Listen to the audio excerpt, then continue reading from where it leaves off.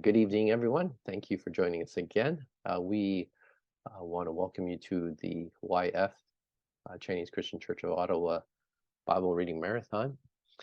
We are in our readings. We're starting from Exodus chapter 8 tonight. We're missing a couple of our members for various reasons, but since we're missing those members, we're going to double up tonight and read a extra chapter each. All right. So Lydia's going to start us off, Exodus chapter 8. Then the Lord said to Moses, "Go into Pharaoh and say to him, 'Thus says the Lord, let my people go that they may serve me. But if you refuse to let them go, behold, I will plague all your country with frogs. The Nile shall swarm with frogs that shall come up into your house and into your bedroom and on your bed and into the houses of your servants and your people and into your ovens and your kneading bowls. The frogs shall come up on you and on your people and on all your servants.' And the Lord said to Moses, 'Say to Aaron, stretch out your hand with your staff over the rivers, over the canals, and over the pools, and make frogs come up on the land of Egypt.' So Aaron stretched out his hand over the waters of Egypt, and the frogs came up and covered the land of Egypt. But the magicians did the same by their secret arts and made frogs come up on the land of Egypt. Then Pharaoh called Moses and Aaron and said, 'Plead with the Lord to take away the frogs from me and from my people, and I will let the people go to sacrifice to the Lord.' Moses said to Pharaoh, 'Be pleased to command me when I am to plead for you and your servants and for your people, that the frogs be cut off from you and your houses and be left only in the Nile.' And he said, 'Tomorrow.' Moses said, 'Be it as you say, so that you may know that there is no one like the Lord our God. The frogs shall go away from you and your houses and your servants and your people. They shall be left only in the Nile.' So Moses and Aaron went out from Pharaoh, and Moses cried to the Lord about the frogs as he had agreed with Pharaoh. And the Lord did according to the word of Moses. The frogs died out in the houses, the courtyards, and the fields, and they gathered them together in heaps, and the land stank. But when Pharaoh saw that there was a respite, he hardened his heart and would not listen to them, as the Lord had said.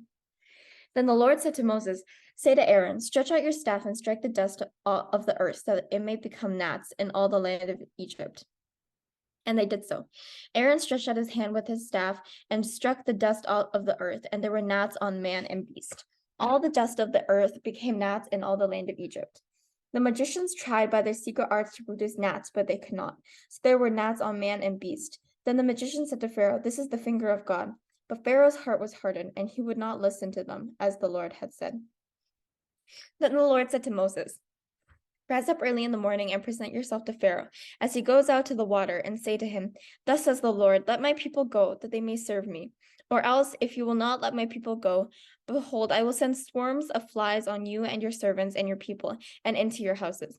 And the houses of the Egyptians shall be filled with swarms of flies, and also the ground on which they stand. But on that day I will set apart the land of Goshen, where my people dwell, so that no swarms of flies shall be there, that you may know that I am the Lord in the midst of the earth. Thus I will put a division between my people and your people. Tomorrow this sign shall happen.' And the Lord did so. There came great swarms of flies into the house of Pharaoh and into his servants' houses. Throughout all the land of Egypt, the land was ruined by the swarms of flies. Then Pharaoh called Moses and Aaron and said, 'Go, sacrifice to your God within the land.'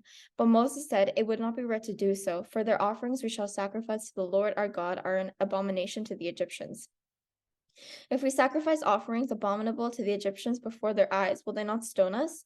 We must go 3 days' journey into the wilderness and sacrifice to the Lord our God as he tells us.' So Pharaoh said, 'I will let you go to sacrifice to the Lord your God in the wilderness. Only you must not go very far away. Plead for me.' Then Moses said, 'Behold, I am going out from you, and I will plead with the Lord that the swarms of flies may depart from Pharaoh, from his servants, and from his people tomorrow. Only let not Pharaoh cheat again by not letting the Lord go to sacrifice to the Lord.'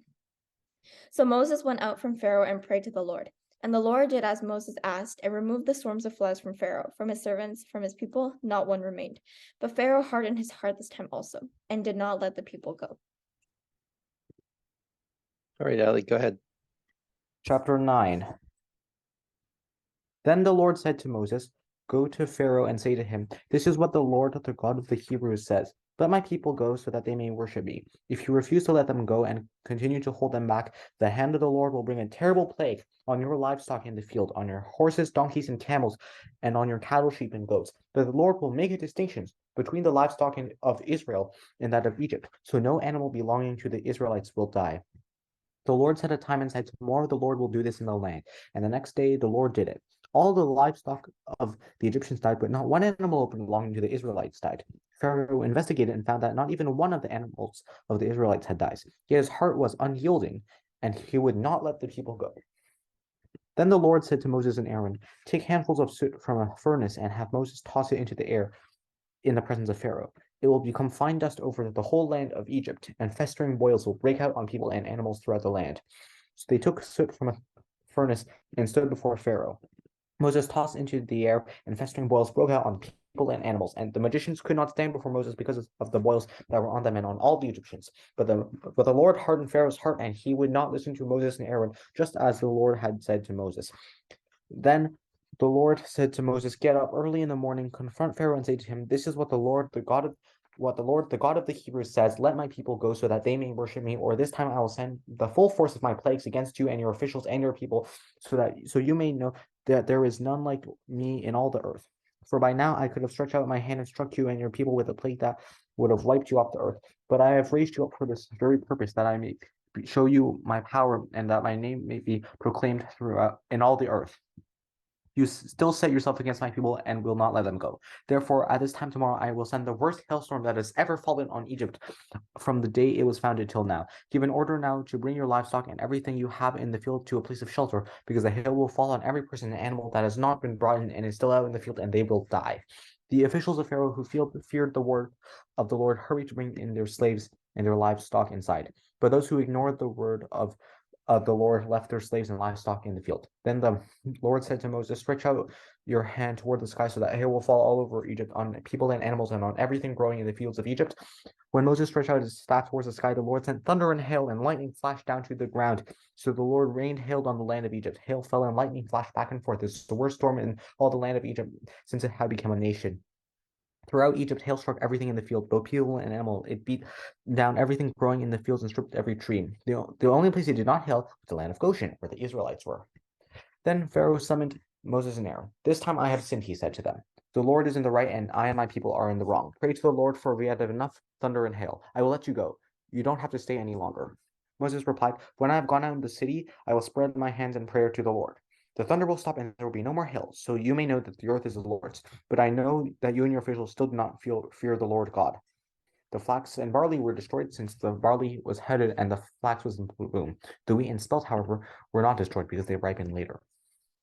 Then Moses left Pharaoh and went out of the city. He spread his hands towards the Lord. The thunder and hail stopped, and the rain no longer poured down on the land. When Pharaoh saw that the rain and hail and thunder had stopped, he sinned again. He and his officials hardened their hearts. So Pharaoh's heart was hard, and he would not let the Israelites go, just as the Lord had said through Moses. Right. Exodus chapter 10.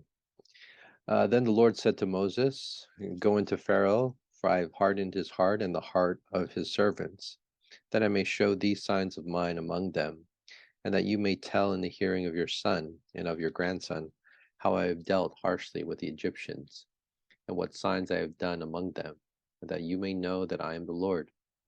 So Moses and Aaron went into Pharaoh and said to him, thus says the Lord, the God of the Hebrews, how long will you refuse to humble yourself before me? Let my people go, that they may serve me. For if you refuse to let my people go, behold, tomorrow I will bring locusts into your land, into your country, and they shall cover the face of the land, so that no one can see the land. And they shall eat what is left to you after the hail, and they shall eat every tree of yours that grows in the field. And they shall fill your houses, and the houses of all your servants, and of all the Egyptians, as neither your fathers nor your grandfathers have seen from the day they came on earth to this day. Then he turned and went out from Pharaoh. Then Pharaoh's servant said to him, how long shall this man be a snare to us? Let the man go, that they may serve the Lord their God. Do you not yet understand that Egypt is ruined? So Moses and Aaron were brought back to Pharaoh, and he said to them, go, serve the Lord your God. But which ones are to go? Moses said, we will go with our young and our old. We will go with our sons and daughters, and with our flocks and herds, for we must hold a feast to the Lord. But he said to them, the Lord be with you, if ever I let you and your little ones go. Look, you have some evil purpose in mind. No, go, the men among you, and serve the Lord, for that is what you are asking. And they were driven out from Pharaoh's presence. Then the Lord said to Moses, Stretch out your hand over the land of Egypt for the locusts, so that they may come upon the land of Egypt and eat every plant in the land, all that the hail has left. So Moses stretched out his staff over the land of Egypt, and the Lord brought an east wind upon the land all that day and all that night. When it was morning, the east wind had brought the locusts. The locusts came up over all the land of Egypt and settled on the whole country of Egypt, such a dense swarm of locusts as had never been before, nor ever will be again. They covered the face of the whole land, so that the land was darkened, and they ate all the plants in the land, and all the fruit of the trees that the hail had left. Not a green thing remained, neither tree nor plant of the field, through all the land of Egypt. Then Pharaoh hastily called Moses and Aaron and said, I have sinned against the Lord your God and against you. Now therefore forgive my sin, please, only this once, and plead with the Lord your God, only to remove this death from me. So he went out from Pharaoh and pleaded with the Lord. And the Lord turned the wind into a very strong west wind, which lifted the locusts and drove them into the Red Sea. Not a single locust was left in all the country of Egypt. But the Lord hardened Pharaoh's heart, and he did not let the people of Israel go. Then the Lord said to Moses, Stretch out your hand toward heaven, that there may be darkness over the land of Egypt, a darkness to be felt.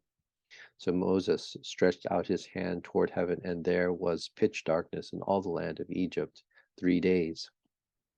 They did not see one another, nor did anyone rise from his place for 3 days, but all the people of Israel had light where they lived. Then Pharaoh called Moses and said, Go, serve the Lord, your little ones also may go with you. Only let your flocks and your herds remain behind. But Moses said, You must also let us have sacrifices and burnt offerings, that we may sacrifice to the Lord our God. Our livestock also must go with us, not a hoof shall be left behind, for we must take of them to serve the Lord our God. And we do not know with what we must serve the Lord until we arrive there. But the Lord hardened Pharaoh's heart, and he would not let them go. Then Pharaoh said to him, Get away from me, take care never to see my face again, for on that day you see my face, you shall die. Moses said, As you say, I will not see your face again. Go ahead, Lydia. Exodus 11. The Lord said to Moses, Yet one plague more I will bring upon Pharaoh and upon Egypt. Afterward, he will let you go from here. When he lets you go, he will drive you away completely. Speak now in the hearing of the people that they ask, every man of his neighbor and every woman of her neighbor, for silver and gold jewelry. And the Lord gave the people favor in the sight of the Egyptians. Moreover, the man Moses was very great in the land of Egypt, in the sight of Pharaoh's servants, and in the sight of the people. So Moses said, Thus says the Lord, about midnight I will go out into the midst of Egypt, and every firstborn in the land of Egypt shall die, from the firstborn of Pharaoh who sits on his throne, even to the firstborn of the slave girl who is behind the handmill, and all the firstborn of the cattle. There shall be a great cry throughout all the land of Egypt, such as there has never been, nor ever will be again. But not a dog shall growl against any of the people of Israel, either man or beast, that you may know that the Lord makes a distinction between Egypt and Israel. And all these your servants shall come down to me and bow down to me, saying, Get out, you and all the people who follow you. And after that I will go out. And he went out from Pharaoh in hot anger. Then the Lord said to Moses, Pharaoh will not listen to you, that my wonders may be multiplied in the land of Egypt. Moses and Aaron did all these wonders before Pharaoh, and the Lord hardened Pharaoh's hearts, and he did not let the people of Israel go out of his land. Go ahead, Elliot. Okay, so Exodus 12. The Passover and the festival of unleavened bread. The Lord said to Moses and Aaron in Egypt, This month is to be for you the first month of your year. Tell the whole community of Israel that on the 10th day of this month, each man is to take a lamb for his family, one for each household. if any household is too small for a whole lamb, they must share one with their nearest neighbor, having taken into account the number of people there are. You are to determine the amount of lamb needed in accordance with what each person will eat. The animals you choose must be year-old males without defect, and you may take them from the sheep or the goats. Take care of them until the 14th day of the month, when all members of the community of Israel must slaughter them at twilight. Then they are to take some of the blood and put it on the sides and tops of door frames of the houses where they eat the lambs. That same night where they are to eat the meat roasted over the fire, along with bitter herbs and bread made without yeast. Do not eat the meat raw or boiled in water, but roast it over fire, with the head, legs, and internal organs. Do not leave any of it till morning. If some of it is left till morning, you must burn it. And this is how you are to eat it, with your cloak tucked into your belt, with your sandals on your feet, and your staff in your hand. Eat it in haste. It is the Lord's Passover. On that same night I will pass through Egypt and strike down every firstborn of both people and animals, and I will bring judgment on all the gods of Egypt. I am the Lord. The blood will be a sign for you on the houses where you are, and when I see the blood, I will pass over you. No destructive plague will touch you when I strike Egypt. This is a day you are to commemorate. For the generations to come, you shall celebrate it as a festival to the Lord, a lasting ordinance. For 7 days you are to eat bread made without yeast. On the first day, remove the yeast from your houses. For whoever eats anything with yeast in the first day, through the 7th, must be cut off from Israel. On the first day, hold a sacred assembly, and another one on the 7th day. Do no work at all on those days, except to prepare food for everyone to eat. That is all you may do. Celebrate the festival of unleavened bread, because it was on this very day that I brought your divisions out of Egypt. Celebrate this day as a lasting ordinance for the generations to come. In the first month you are to eat bread made without yeast, from the evening of the 14th day until the evening of the 21st day. For 7 days no yeast is to be found in your houses, and anyone, whether a foreigner or native born, who eats anything from yeast in it must be cut off from the community of Israel. Eat nothing made with yeast. Wherever you live, you must eat unleavened bread. Then Moses summoned all the elders of Israel and said to them, go at once and select the animals for your families and slaughter the Passover lamb. Take a bunch of hyssop, dip it in the blood in the basin, and put some of the blood on the top and on both sides of the door frame. None of you shall go out of the door of your house until morning. When the Lord goes through the land to strike down the Egyptians, he will see the blood on the top and sides of the door frame and will pass over that doorway, and he will not permit the destroyer to enter your houses and strike you down. Obey these instructions as a lasting ordinance for you and your descendants. When you enter the land that the Lord will give you as he promised, observe this ceremony. And when your children ask you, what does this ceremony mean to you? Then tell them, it is the Passover sacrifice to the Lord, who passed over the houses of the Israelites in Egypt and spared our homes when he struck down the Egyptians. Then the people bowed down and worshipped. And the Israelites did just what the Lord commanded Moses and Aaron. At midnight, the Lord struck down all the firstborn in Egypt, from the firstborn of Pharaoh who sat on the throne, and the firstborn of all the livestock as well. Pharaoh and all his officials and all the Egyptians got up in the night, and there was a loud wailing in Egypt, for there was not a house without someone dead. During the night, Pharaoh summoned Moses and Aaron and said, up, leave my people, you and the Israelites. Go, worship the Lord as you have requested. Take your flocks and herds, and as you have said, and go, and also bless me. Then the Egyptians urged the people to hurry and leave the countries, for otherwise, they said, we will all die. So the people took their dough before the yeast was added and carried it on their shoulders in kneading troughs wrapped in clothing. And the Israelites did as Moses instructed and asked the Egyptians for articles of silver and gold and for clothing. The Lord had made the Egyptians favorably disposed toward the people, and they gave them what they asked.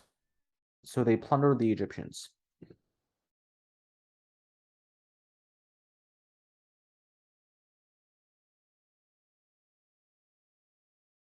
Also large droves of livestock, both flocks and herds. With the dough the Israelites had brought out of Egypt, they both baked loaves of unleavened bread. The dough was made without yeast because they had been driven out of Egypt and did not have time to prepare food for themselves. Now, the length of time of the Israelite people had lived in Egypt was 430 years. At the end of the 430 years, to the very day, all the Lord's divisions left Egypt. Because the Lord kept vigil that night to bring them out of Egypt, on this night, all the Israelites are to keep vigil to honor the Lord for generations to come. The Lord said to Moses and Aaron, these are the regulations for the Passover meal. No foreigner may eat it. Any slave you have bought may eat it after you've circumcised them, but a temporary resident or hired worker may not eat it. It must be eaten inside the house. Take none of the meat outside of the house. Do not break any of the bones, that the whole community of Israel must celebrate it. A foreigner residing among you who wants to celebrate the Lord's Passover must have all the males in his household circumcised. Then he may take part like one born in the land. No uncircumcised male may eat it. The same law applies to both the native born and the foreigner residing among you. All the Israelites did just what the Lord had commanded Moses and Aaron. And on that very day, the Lord brought out the Israelites out of Egypt by their divisions. All right, Exodus chapter 13. The Lord said to Moses, "Consecrate to me all the firstborn. Whatever is the first to open the womb among the people of Israel, both of man and of beast, is mine." Then Moses said to the people, "Remember this day in which you came out from Egypt, out of the house of slavery, for by a strong hand the Lord brought you out from this place. No leavened bread shall be eaten.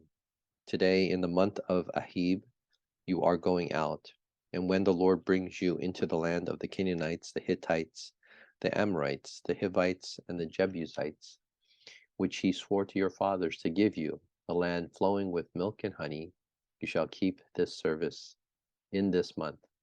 7 days you shall eat unleavened bread, and on the seventh day there shall be a feast to the Lord. Unleavened bread shall be eaten for 7 days. No leavened bread shall be seen with you, and no leaven shall be seen with you in all your territory. You shall tell your son, on that day it is because of what the Lord did for me when I came out of Egypt, and it shall be to you as a sign on your hand and as a memorial between your eyes, that the law of the Lord may be in your mouth. For with a strong hand the Lord has brought you out of Egypt. You shall therefore keep this statute at its appointed time from year to year. When the Lord brings you into the land of the Canaanites, as he swore to you and your fathers, and shall give it to you, you shall set apart to the Lord all that first opens the womb. All the firstborn of your animals that are males shall be the Lord's.